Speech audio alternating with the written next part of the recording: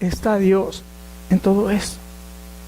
Obviamente es una historia dolorosa y trágica, pero también hay una historia maravillosa de un hombre que era un arquitecto y que tenía problemas económicos y toda la vida estaba buscando cómo poder solucionar sus problemas económicos, y sus clientes lo citaban en las tardes y descuidaba a su familia por ir a ver a los clientes, hasta que un día el Señor puso en su corazón, le dijo, tu familia es primero, el tiempo con tu familia, no vuelvas a aceptar citas fuera de horas de trabajo. Sintió muy fuerte en su corazón eso. Y entonces le dije, un día le llamó un cliente y le dijo, oye, mira, quiero que vengas, me hagas unas modificaciones en mi casa. Te veo el miércoles a las 7 de la noche. Y le dijo, mira, discúlpame, no puedo el miércoles a las 7 de la noche. ¿Tienes un día en la mañana? Y dijo, mira, siempre estoy muy ocupado, pero vente a mi oficina el próximo miércoles a las 10 de la mañana. Entonces dijo, gracias, Señor. Fue a las 10 de la mañana a la oficina y le dijo, mira, quiero hacer estas modificaciones en mi casa, quiero hacer esto y esto. Y dijo, ¿cómo no? Claro que sí, mijo. Y le dijo, ya que estás aquí, también quiero hacer unas modificaciones aquí en el edificio de la compañía, quiero hacer esto y esto y esto. Y entonces él consiguió un contrato grandísimo. Y al poco tiempo estaba construyendo todos los centros comerciales del estado de Michigan. Él los construyó. Y dice uno, wow, qué tremendo. O sea, él fue obediente a la palabra del Señor, como lo fueron los otros jóvenes en su corazón, anhelando hacer la voluntad de Dios. Y a uno dice, ¿cómo le fue? Le fue bien mal. Y al otro le fue muy bien. Y uno dice, ¿dónde está Dios en todo eso? Déjeme decirle una cosa. Y acompáñame a leer ahí en Eclesiastés capítulo 7. Vamos a leer el verso 10. Bueno, vamos a leer el verso 12. Fíjese lo que dice: puedes ponerte a la sombra de la sabiduría o a la sombra del dinero, pero la sabiduría tiene la ventaja de dar vida al que la posee. Contempla las obras de Dios. ¿Quién puede enderezar lo que Él ha torcido? Escuche esto, impresionante. Cuando te vengan tiempos buenos o buenos tiempos, disfrútalos. Pero cuando lleguen los malos, piensa que unos y otros son ¿qué? Obra de Dios, y que el hombre nunca sabe lo que ha de encontrarse después. Qué tremendo. Esto es algo impresionante. A veces vienen tiempos buenos y la palabra de Dios dice disfrútalos, pero a veces vienen tiempos malos y la palabra de Dios dice Dios también los ha mandado. Y tú no puedes enderezar lo que Dios ha establecido. Para ti está torcido, para Dios Él lo ha establecido de esa manera. La pregunta es, ¿cómo vas a enfrentar las circunstancias de la vida? Escucha, sin Dios, sin una perspectiva que venga de Dios, sin la sabiduría que viene de lo alto, cuando venga el éxito y no estés preparado para el éxito con la sabiduría de lo alto, ¿sabes qué va a pasar en tu vida? Te vas a envanecer. Te vas a ensoberbecer, vas a pensar que tú eres la cosa más grande que existe en este mundo. Y si te vienen malos tiempos y si pasan cosas, ¿sabes qué? Vas a culpar a Dios. Porque vas a decir, ¿por qué a mí? ¿Verdad? La palabra de Dios nos enseña que la vida tiene diferentes circunstancias. La pregunta es, ¿cómo puedes enfrentar la vida? Y ya vio ahí el verso 12. ¿Puedes ponerte qué? ¿A la sombra de la sabiduría o a la sombra del dinero? Pero la sabiduría tiene la ventaja de dar vida a quien la posee. Esta mañana el mensaje se llama A la sombra de la sabiduría. Iba a poner un video cortito de 33 segundos. ¿Lo podemos poner? Vamos a escuchar este video. Es de la película Forrest Gump. I happen to believe you make your own destiny. You have to do the best with what God gave you. What's my destiny, Mom? You're gonna have to figure that out for yourself. Life is a box of chocolates, Forrest. You never know what you're gonna get. Mama always had a way of explaining things so I could understand them. I will miss you, Forrest. Constantemente se repite esto. Es una enseñanza que le da a su mamá a Forrest Gump. La vida es como una caja de chocolates y nunca sabes lo que te va a tocar. A veces te van a tocar tiempos buenos y a veces te va a tocar tiempos malos. Y esta mujer le dice, tienes que hacer lo mejor con lo que Dios te ha dado. Déjeme decirle, esta mañana nosotros podemos hacer con lo mejor con lo que Dios nos ha dado cuando nos ponemos a la sombra de la sabiduría. Por eso el mensaje de esta mañana se llama A la sombra de la sabiduría. Y el capítulo 7 comienza con varios proverbios que nos habla y que nos deja saber cómo es la sabiduría. Estos proverbios presentan la perspectiva de la sabiduría de cómo vivir la vida. Y hay tres aspectos que nosotros podemos observar de la sabiduría en estos versos. En primer lugar, vamos a ver tres cosas. En primer lugar, vamos a ver cómo adquirir sabiduría. ¿Cómo puede usted y yo, cómo podemos adquirir sabiduría? En segundo lugar, ¿cómo podemos nosotros aplicar la sabiduría en nuestra vida? Y en tercer lugar, algo maravilloso que es analizar con sabiduría la vida. Tres cosas: adquirir sabiduría, aplicar sabiduría y analizar con sabiduría la vida. Salomón llegó a un punto en que en su vida tocó fondo. Se apartó de Dios, comenzó con el amor a las mujeres extranjeras y al poco tiempo se apartó de Dios y siguió buscando placeres, y buscó placer en la riqueza, y buscó placer en el conocimiento, y buscó placer en las mujeres, y su vida estaba cada vez más metida en un pozo. Y cuando estaba en lo más profundo del pozo, donde ya no tenía más a dónde ir, Salomón de pronto levanta sus ojos y ve y recuerda la sabiduría de Dios. Y a partir del capítulo 7, usted va a ver cómo cambia la perspectiva de lo que está debajo del sol a lo que está debajo del cielo. Y ahora comienza no solamente a ver en plano horizontal, sino comienza a ver desde el plano vertical, es decir, comienza a considerar a Dios y comienza de pronto en el capítulo 7 un cambio de perspectiva. Él se da cuenta que no tiene el control y se da cuenta que al no tener control y cuando él ya no puede hacer nada, lo único que puede hacer es buscar la sabiduría que viene de lo alto. Él está en el fondo del pozo y mira hacia arriba y dice... Y se pregunta, ¿dónde nosotros podemos adquirir sabiduría? Déjeme preguntarle esta mañana, ¿está usted en un pozo? ¿Se siente usted en un pozo en esta mañana? Tal vez siente que su vida se está yendo a un pozo y quiere buscar sentido a su vida y le está buscando en las diferentes cosas que Salomón la buscó, en la riqueza, y la riqueza no le está dando sabiduría o satisfacción. La está buscando en los placeres y los placeres no le están dando satisfacción, y está buscando en el conocimiento y el conocimiento no le está dando satisfacción, y está buscando en diferentes partes algo que le dé sentido y no lo encuentra, y lo único que sabe es que se siente usted esta mañana en un pozo. Déjeme decirle, esta mañana usted puede voltear hacia el cielo y usted puede ver la sabiduría que viene de lo alto, y lo más maravilloso es que puede ver a un Dios misericordioso que nos ama y que se interesa por usted y por mí. Muchas veces el Señor nos deja llegar a esta situación en nuestra vida donde ya no tenemos a dónde ir. ¿Y sabe por qué? Porque a nosotros nos cuesta trabajo entender que Jesucristo es lo único que necesitamos, hasta que es lo único que tenemos. Hasta ese momento nos damos cuenta que Jesucristo es todo lo que necesitamos cuando ya no tenemos más a dónde ir. Entonces, en primer lugar, ¿cómo podemos adquirir sabiduría?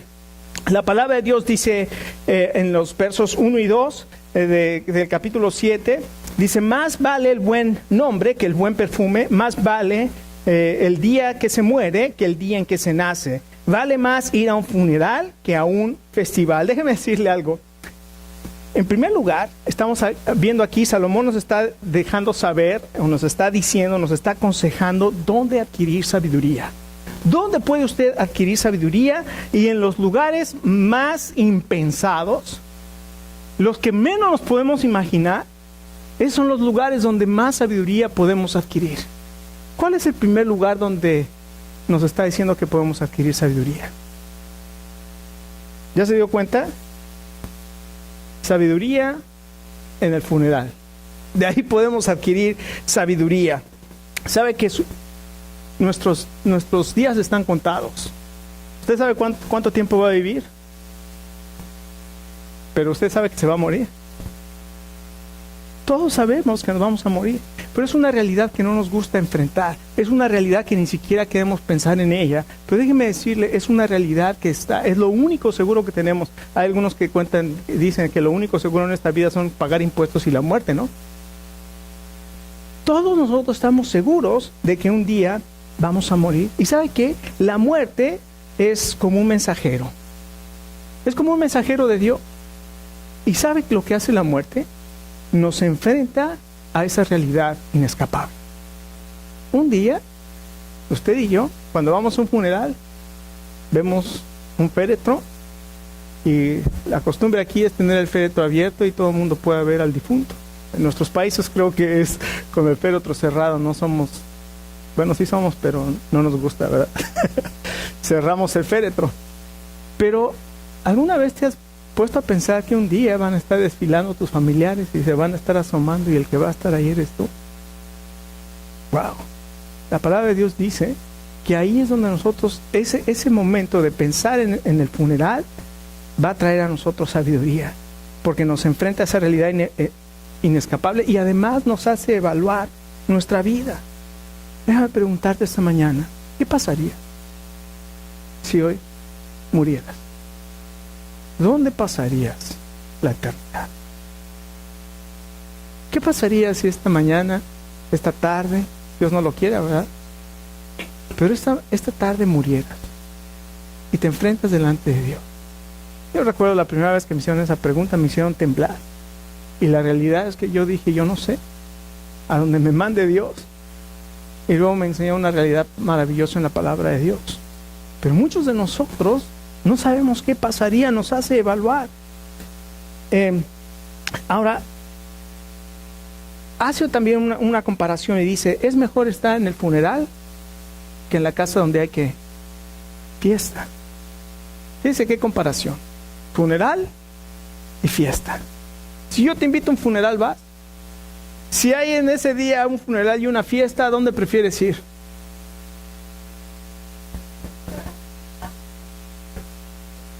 A la fiesta.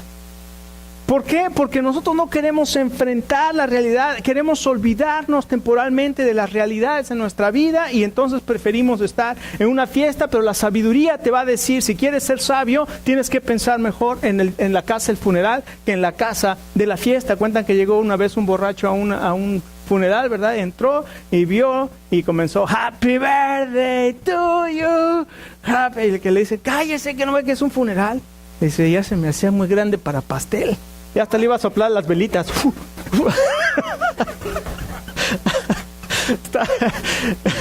No se confunda.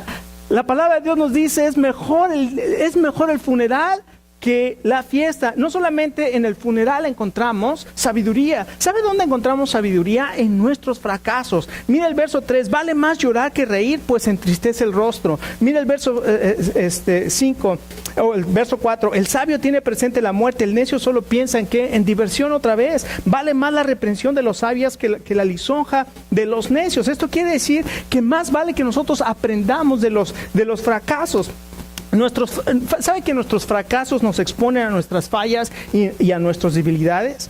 Y muchas veces podemos llorar por nuestros fracasos, pero escuche, no ignore, no excuse sus fracasos.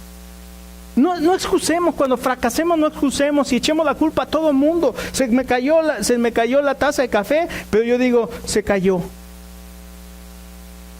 ¿Por qué no acepto la realidad de que la tiré? Siempre quiero buscar un responsable que no sea yo. No excusemos, no podemos aprender, no podemos avanzar si no aceptamos nuestros errores. Y la palabra de Dios dice, llora por tus errores porque te van a hacer sabio. Acepta tus errores, te van a hacer sabios. Pero no solamente que nosotros nos demos cuenta, dice que la palabra de Dios que hay gente que se va a dar cuenta de nuestros errores.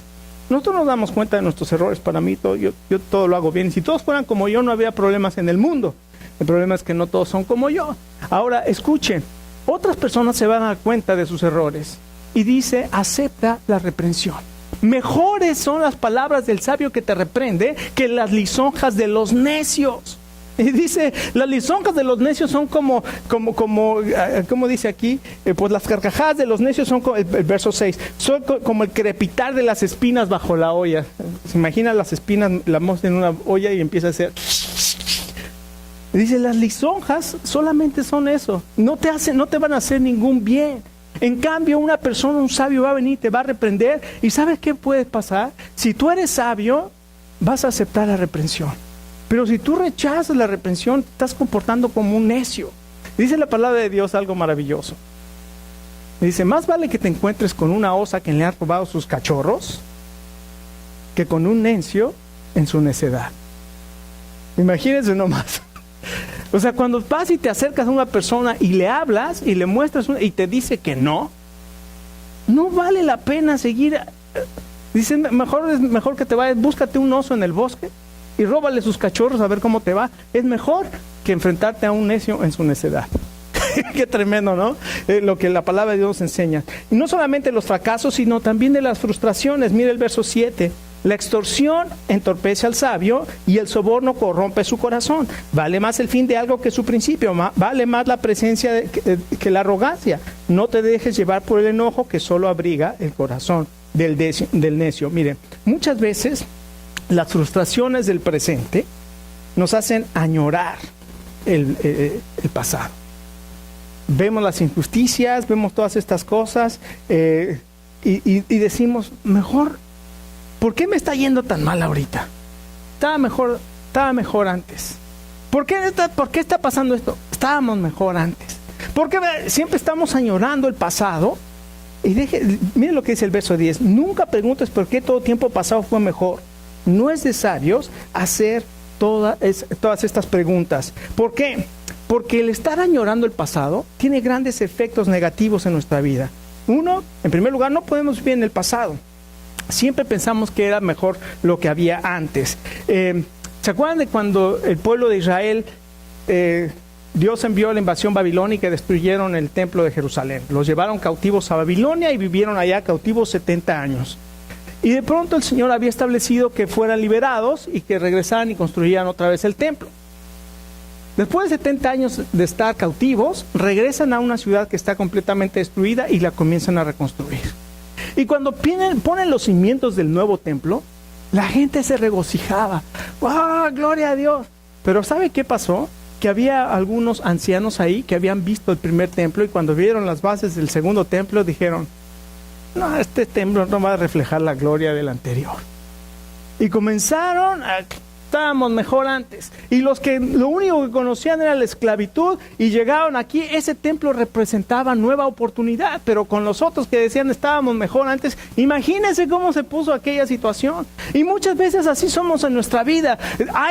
La vida nos presenta oportunidades constantemente, pero nosotros por estar pensando en lo que pasó anteriormente, ni tomamos las oportunidades y solamente estamos viviendo de las glorias de antaño. ¿Te acuerdas cuando en el 70 qué partidazo dio nuestra selección? No estoy diciendo, ni estoy hablando de qué selección. Pero no podemos vivir de las glorias del pasado. Vivimos ahora en el presente y entonces podemos tener estas nuevas oportunidades. Salomón no solo nos dijo dónde podemos adquirir sabiduría, sino además ahora nos dice cómo podemos aplicar sabiduría. En los versos 15 al 29 habla de dónde aplicar sabiduría. Y fíjense, necesitamos balance en nuestra vida. Necesitamos balance en nuestra vida. Dice, no seas demasiado justo, ni tampoco demasiado sabio. ¿Para qué destruirte a ti mismo? No hay que pasarse de malo, ni portarse como un necio. ¿Para qué morir antes de tiempo? En otras palabras te dice, establece balances en tu vida. ¿Por qué? Porque al ver tú las injusticias que hay, que está hablando anteriormente de las injusticias que hay, te puedes enojar y te puedes convertir en un sobreceloso de la justicia y entonces te conviertes en un super santo y quieres que todos los demás sean super santos como tú. Y déjame decirte, la palabra de Dios dice, no seas demasiado justo. Pero no está diciendo que entonces darte libertad para pecar, tampoco, porque lo que está diciendo es que tienes que vivir de una manera de acuerdo a la que Dios te ha llamado. ¿Y sabe que Dios exige la santidad? No estoy hablando aquí de que no seas demasiado justo, y estoy hablando aquí de lo que el Señor Jesucristo reprendió y dijo: no seas como los fariseos, que ellos demandan y ponen cargas pesadas sobre las personas y ellos mismos ni siquiera las pueden, ni las pueden llevar. No seas de esta manera, pero tampoco quiere decir que entonces vamos a vivir la Dolce Vita y vive la France, ¿no? O como se diga, y irnos al otro. ¿Por qué? Porque está el peligro es los extremos. Dice la palabra de Dios. ¿Y sabe cuál es el remedio? El remedio es nuestro caminar con Dios. Conviene asirte bien de esto, ni soltar de la mano de aquello. Quien teme a Dios saldrá bien de todo. La solución es una vida balanceada que depende y resulta de tu relación con el Señor. En segundo lugar, no solamente estableciendo un balance de actitud, sino también fortaleciendo las bases emocionales. Fíjese lo que dice aquí, tremendo. Más fortalece la sabiduría al sabio que 10 gobernantes a una ciudad. La sabiduría te protege más que 10 gobernantes. Si tuvieras 10 gobernantes a tu servicio, si eres sabio, esos gobernantes no sirven para nada. Pero si eres sabio, te van a proteger mejor. ¿Qué quiere decir esto? Fíjense, hay 3 cosas, me voy rápido, pero si las puede anotar, anótelas. 3 cosas en las que te fortalece la sabiduría que viene del hogar. En primer lugar, evita cargas innecesarias. En el verso 20, no hay nadie justo en esta tierra, ni tampoco hay quien haga el bien y nunca peque. O sea, vas a tener una vida balanceada. Quiere decir que no vas a estar cargando cargas innecesarias, de que tienes que vivir justo de esta manera porque si no Dios te desecha, o porque Dios ya no te quiere, o Dios ofendiste a Dios. Dice la palabra de Dios: no hay nadie que nunca peque. No podemos poner cargas o expectativas que no pueden ser cumplidas. En segundo lugar, evaluar los comentarios que escuchamos. Fíjese lo que dice el verso 21. No prestes atención a todo lo que se dice. No prestes atención a todo lo que se dice. ¿Alguna vez tú has sabido que alguien ha hablado mal de ti? ¿No va? Claro que no. Aquí nunca hablamos mal de nadie, ¿verdad? Tal vez te has enterado de que alguien ha hablado mal de ti. ¿Y cómo has reaccionado? ¿Cuál es tu reacción ante el rumor de que alguien habló mal de ti? ¿Te enojas? ¿Tomas actitudes? ¿Haces reclamos? ¿Cuál es la actitud que tomas cuando te enteras de que alguien habló de ti? Fíjense lo que dice la palabra de Dios. Cuando hable mal de ti, dice: así no irás cuando tu siervo hable mal de ti. En otras palabras, si no tiene sentido y si no vale la pena enojarte por lo que dice, ¿para qué te enojas? ¿Para qué te enojas? Hay un proverbio maravilloso, hay otro proverbio de la palabra del Señor, dice: el que pasando se deja llevar por pleito ajeno es como el que le jala las orejas al perro. Vas pasando por ahí, ni el pleito tuyo, alguien dijo algo que a ti no, aunque fue de ti, no es verdad, tú lo sabes, pero vas y le jalas las orejas al perro para que te muerda, pues ahí sí. Entonces, cuando no es tu problema, no te lo hagas el problema. Pero en segundo lugar, dice algo tremendo, ahí sí nos va a doler, porque él dice el verso 22, aunque bien sabes que muchas veces también tú has hablado mal de otros. ¡Qué tremenda es la palabra de Dios! O sea, ay, yo soy la víctima. ¡No! Tú eres el victimario porque tú eres el que estás hablando mal de otros. Y luego quieres que nadie hable mal de mí. No, la sabiduría lo que hace es que te va a hacer evaluar los comentarios que escuchas. Y en tercer lugar, vas a manejar la crítica, vas a aprender a manejar la crítica destructiva. Entonces, vas a evaluar los comentarios y vas a evaluar la crítica que te hagan. Si no vale la pena y si no necesitas, una cosa que es muy importante para nosotros: nunca asumamos que alguien esté enojado conmigo, que me hizo cara, que no sé qué. ¿Por qué? Porque a lo mejor ese día Como aquel ejemplo que nos dieron, ¿verdad? La persona entró, llegó a la iglesia y su mejor amiga él pasó por ahí ni le dijo hola. Y toda la tarde y toda la mañana la pobre otra señora se quedó con que, ¿qué le hice? Pues, ay, yo no sé, y está enojada conmigo. Y el esposo vino y le dijo, a lo mejor tenía diarrea y tenía que ir al baño y pues no se podía parar a saludarte. Pues sí, nosotros pensamos lo peor y no sabemos hasta que vamos y decimos, oye, pasó esto, y entonces resolvemos y no solamente confirmamos cuál es la situación, no solamente asumimos. Y finalmente, en los capítulo 8 es analizar con sabiduría la vida. Desgraciadamente se nos ha acabado el tiempo, pero nos habla aquí de la obediencia a la autoridad. Tenemos que obedecer y tenemos que respetar la autoridad. Y en segundo lugar, nos habla hay un espejismo que es el espejismo del mal. Usted siempre se va a dar cuenta de las personas que dicen, él se porta mal y le va re bien. Y yo que trato de hacer las cosas como Dios me pide, me va re mal. Y es lo que está tratando Salomón aquí. Dice, eso es un espejismo. Porque si usted lee los primeros versos, dice, tú sabes que Dios le va a dar, Dios va a tener su fin y va a tener justicia. Y Dios te va a dar a ti tu recompensa. Pero en el mundo, desde el plano humano, tú vas a pensar que a ellos les está yendo bien y a ti te está yendo mal. Cuando pienses que a los demás les está yendo bien y que no están siguiendo a Dios, y que a ti que estás siguiendo a Dios te está yendo mal, lee el Salmo 37. Lee el Salmo 37 y con ese salmo el Señor va a traer paz a tu corazón. Vamos a terminar. Déjeme decirle, para terminar, solamente una cosa.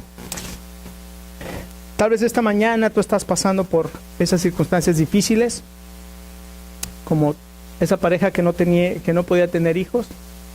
O tal vez estás pasando por ellas o has pasado por ellas en el pasado y estás hoy amargado, estás enojado, estás añorando el pasado, te sientes frustrado, tal vez te sientes fracasado. Pero no se te olvide que Dios está en control de todo. Tal vez esta mañana tú te sientes cargado por diferentes situaciones, ya sea porque has tomado actitudes contra alguna persona o por sospechas que has tenido y estás destruyendo la amistad y se está destruyendo el compañerismo. Esta mañana adquiere sabiduría. Vive a la sombra de la sabiduría. Escucha lo que dice el Proverbios capítulo 1. Dice, la sabiduría clama en las calles, alza su voz en las plazas, clama en los principales lugares de reunión. Aquí está clamando la sabiduría. En las entradas de las puertas de la ciudad dice sus razones. Y lo que dice es esto: ¿hasta cuándo, oh simples, amaréis la simpleza? Y los burladores desearán el burlar, y los insensatos aborrecerán la ciencia.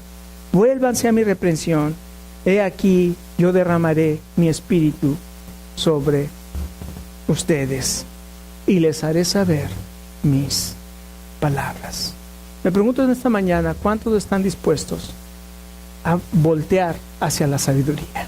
A levantar sus ojos hacia la sabiduría que está clamando en las plazas, que está clamando en las puertas, que está diciendo, vuélvanse a mí y yo derramaré mi espíritu sobre ustedes y les voy a hacer entender mis palabras. Vamos a orar. Padre, muchas gracias por tu palabra. Señor, tú nos hablas de una manera poderosa, tú nos enseñas cosas maravillosas.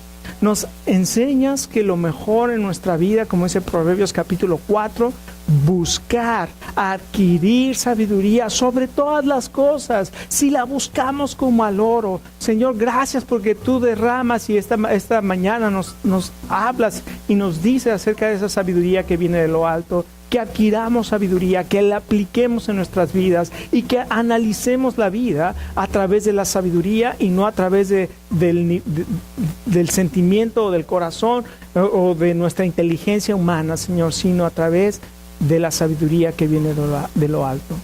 Señor, tú conoces en esta mañana corazones quebrantados. Tú conoces en esta mañana también aquellos que se sienten o nos sentimos en un pozo. Y gracias, Señor, porque tú metes tu mano en ese pozo para levantarnos, para sacarnos, para ayudarnos, Señor. Tú conoces a aquellos que están amargados por el pasado, Tú conoces a aquellos que no pueden salir de todas las cosas que sucedieron en el pasado. Tú conoces a aquellos que no pueden disfrutar la vida en este momento por estar pensando que lo mejor ya quedó atrás. Señor, cuando tú día a día nos presentas nuevas oportunidades. Señor, ayúdanos a que adquiramos sabiduría, a que la busquemos, Señor. Si en esta mañana Dios está hablando a tu corazón, si en esta mañana tú sabes que necesitas esa sabiduría que viene de lo alto, te voy a decir lo que dice Santiago capítulo 1. Y dice la palabra de Dios que pidamos.